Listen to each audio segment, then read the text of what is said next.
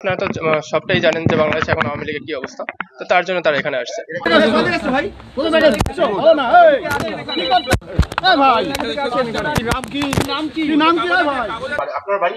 হ্যাঁ, তিনজন বাংলাদেশ।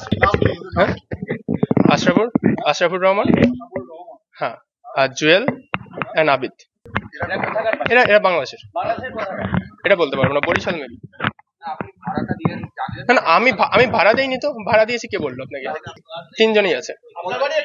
হ্যাঁ, না, এটা তিতাস মন্ডলের বাড়ি না, আমার বাড়ি পাশেই।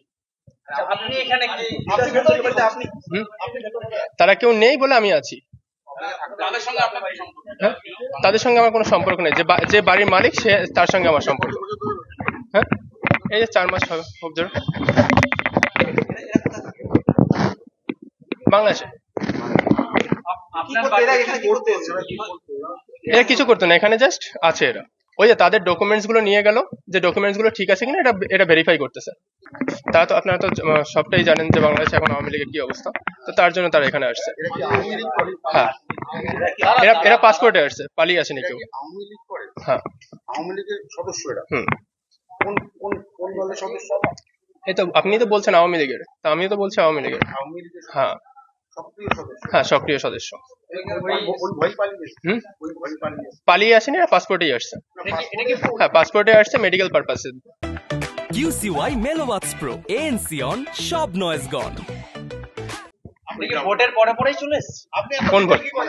হ্যাঁ, কি সরকার তাদের পাসপোর্ট আছে, সেখান থেকে জানা যাচ্ছে যে মেডিকেল পারপাস আসছে।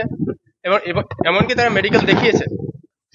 সরকার চেঞ্জের পরে এসেছে। হ্যাঁ, আপনার নাম কি? আমার নাম অনিরুদ্ধ বিশ্বাস। সরকার পরে এখানে এসেছে। হ্যাঁ, কতদিন যাবত রয়েছে এখানে? এই যে 4 মাস 5 মাস। উত্তাল বাংলাদেশ। হ্যাঁ, বাংলাদেশি পাসপোর্ট ভিসা আছে বলে বাংলাদেশ থেকে আসছে। আর কি কাজ করে কে কোথা থেকে করে জানবো? এখানে যে ভদ্রলোকের বাড়ি, তাদের আত্মীয় স্বজন থাকেন, সেই অনুযায়ী ওদের লোক নিয়ে আসছে। এই যে আজকে প্রথম শুনলাম আরো 4 জন ছিল, এই তো দেখলাম 4 জন। বাসিন্দারা বলছে রাতের অন্ধকারে অনেক লোক আসে যাচ্ছে এবং সেটা আমাদের খবর নেই। পুলিশ এইমাত্র বললেন যে ওদের কাছে পাসপোর্ট ভিসা পেয়েছেন, ভ্যালিড কিনা ফেক সেটা তো পরে তদন্ত সাপেক্ষ। পাসপোর্ট ভিসা আছে, পাসপোর্ট ভিসা নিয়ে তো বাইরের লোকই আসে।